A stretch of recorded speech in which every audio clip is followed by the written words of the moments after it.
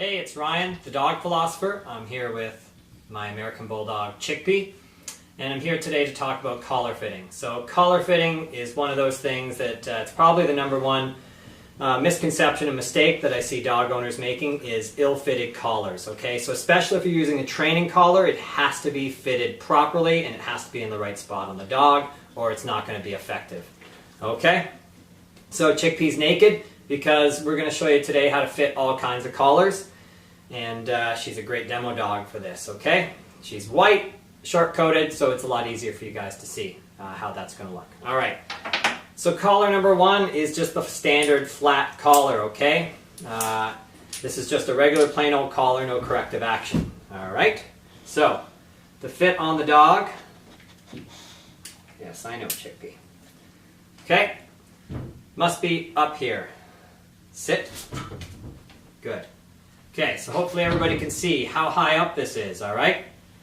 Now, to properly adjust your collar, let's say the collar's sitting real low on my dog like this, okay? This is sitting too close down to the meat of the dog. So if you got a puller, they're going to pull right through this, okay? It's like having a harness on. And for those of you that are walking with a harness and wonder why your dog's pulling so much, harnesses are designed to pull. So the end goal is we always want our dog to be on just a regular collar and learn to walk on a regular collar, okay?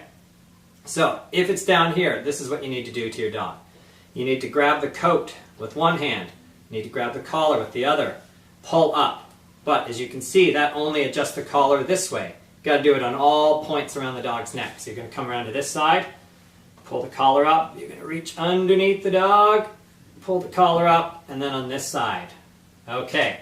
So now hopefully you can see where this collar sits on my dog, very high up on the neck, okay? This is where you're going to have control over the dog, okay? So all collars need to be up here when walking the dog, when training with the dog. When the dog's around the house, it doesn't need to be up that high, all right? So you can have a second collar or just a regular collar or something, or loosen off the collar that you've got when they're around the house. All right, now the key to fitting the collar. You can probably already see by this video that this is a pretty snug collar, okay? Properly fitted training collar should be fit to one finger under the dog. So let's see if I can get my dog's attention over here. Hi. Yes, I know. Thank you. Okay, so I come in here, one finger. All right, that's all I can get.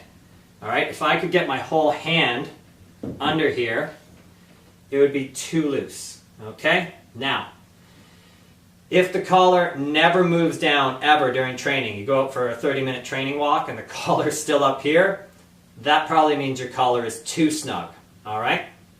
Properly fitted training collar will work its way down throughout training. That's why you're going to be coming in to pull the collar up on all sides and readjust, all right? But too tight of a collar never slides down. Too loose of a collar, always hanging down. So all collars must be fit to just one finger snug. All right, like you'd wear the wristband on your watch. Okay, so that's the basics of how to fit the plain flat collar. Okay, our next collar is the Martingale Collar, and I've got Ollie, our small breed Chihuahua Jack Russell mix that's with us, and we're going to show you how to fit this. So don't ever get the plastic quick release. They'll break and the collar will pop open, all right? So these guys can be a little finicky, as I've said before, because they've got to be slipped onto the dog and then tightened up so that they're the right fit. So you're going to take, I've opened it up all the way. We're still working on his sit here. There you go.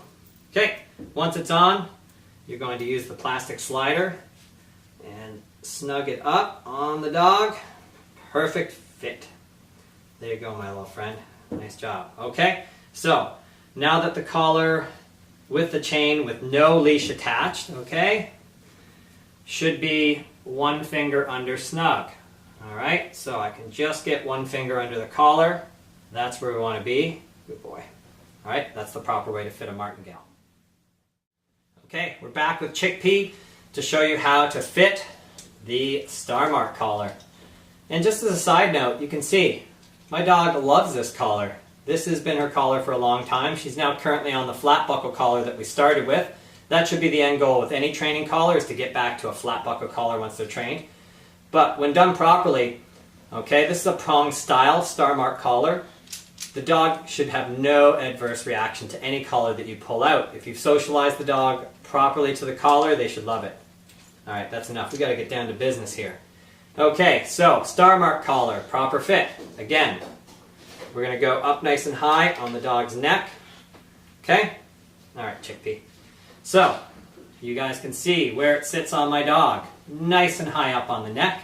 Okay, again, we're looking for one finger under the collar here. On a collar like this where it's got the little teeth, you need to be one finger under the teeth itself, okay? Not in between the teeth. All right, so that's how snug it needs to be. That's where our collar sits, nice and high up on the dog. All right, let's move on to the next collar. Okay, for the last collar that we're going to fit today, the Prohm Collar, I'm here with our Australian cattle dog, Penny. She is deaf and gorgeous. Okay, and Penny was trained on a Prohm Collar. So a great collar, but again, just for training, okay? The brand that I prefer to use is Herm Sprenger. Okay, so the problem with the less expensive prongs are all the prongs face in one direction, which means the collar has a tendency to continue to move around the dog's neck and they don't fit as well. They're also a lower quality. Another note on Prohm collars is we don't use quick release, so a lot of them have a quick release in here that opens it up. That also allows for an accidental opening of the collar and the dog is loose. So don't use those. A proper Prohm collar means you have to pinch the links to take them in and out and open it like that, okay? For medium link prongs that are very stiff, you could mark the prong that you always want to open. That way, in time, that prong will become a little bit easier to open up, okay? Never open up your Prohm collars from the end, all right? So these two end pieces are really spring-loaded, and we don't want those to get weakened. The collar will start popping open. And on most Prohm collars, there'll be an O-ring and a D-ring, a swivel ring. You want to hook your leash to the swivel ring, okay? We don't hook collars to both rings. When we do that, there's no corrective action anymore. The collar can't cinch, okay? So we need it to be able to move, so you're only going to hook to the D-ring. All right, the way this is fitted and put on, up nice and high around the dog's neck, we're going to pinch the collar. Once it's on, double check your links, that the two links have been put together correctly. I've seen far too many times when an owner does not put the link in properly, and boom, collar pops open and the dog is loose. Once it's on, you can move it around the dog's neck so that it's centered, okay? And you can see up nice and high on my dog, that's where we need it to go. All right, make sure you hook to the D-ring, because if you hook to the O-ring, I'll show you a close-up, the collar will be backwards and it will not work properly. Once on and fitted, finger goes under one of the prong teeth, and that's all. It should fit just one finger under, okay? And that's the proper snugness that we need. Again, these are only on for training purposes. And you must supervise your dog when a Prohm collar or any corrective collar, Martingale Starmark Prohm collar, are on. Due to this mechanism in the back, we don't want it to get caught on something when we're not around and not see it. We don't want the dog to scratch and get their paw caught up through there. Okay, so these are for training. You must watch your dog and supervise your dog when the training collar is on. You can use them in the house if you're working on a training scenario like barking or jumping, but just put it on while supervised and make sure that you're in control of the situation when the dog's got the collar on and you don't just let it get out of your sight and roam the house.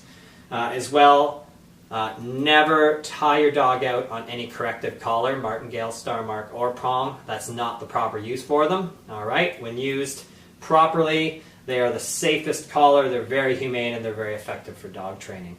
Okay, and once again, this video or any other video I produce are not meant to replace working with a professional dog trainer. Dog training involves so much more than just learning how to put a collar on.